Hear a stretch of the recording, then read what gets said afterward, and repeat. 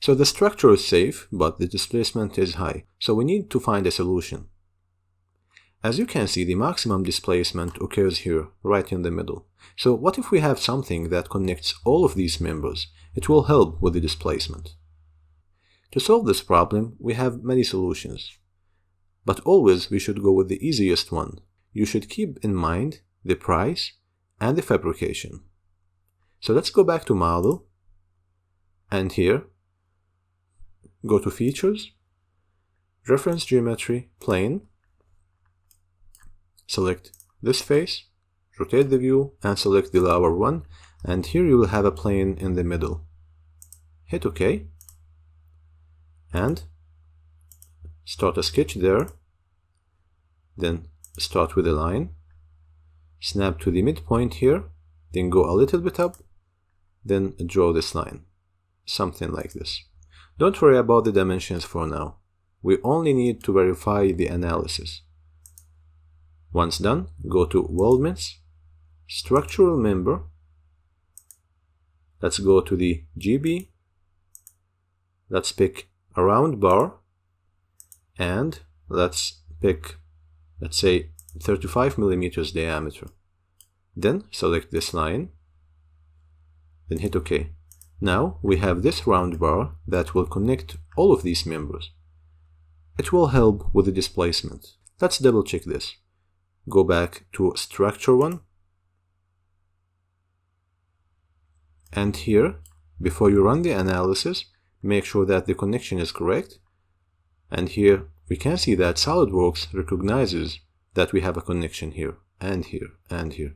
So it's okay. Don't worry about this because it's really a free end, which is correct. And the same way here, this is a free end, and that's why the color is different.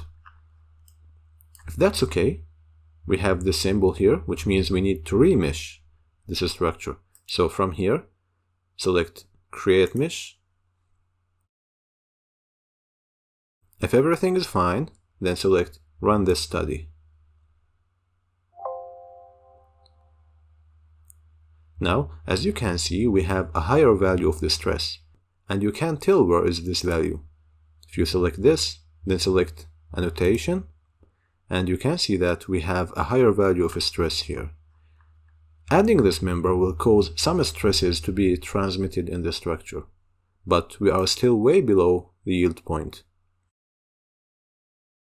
Let's see the displacement value. And now the maximum displacement we have is 42 millimeters, which is still a little bit high. So we need to solve this again. So we need to find another solution, or we can keep this and think of another solution. A good solution could be increasing the thickness of this purlin. To do so, you need to go to the Weldment Profiles library and then to modify that sketch. So I'll navigate to that.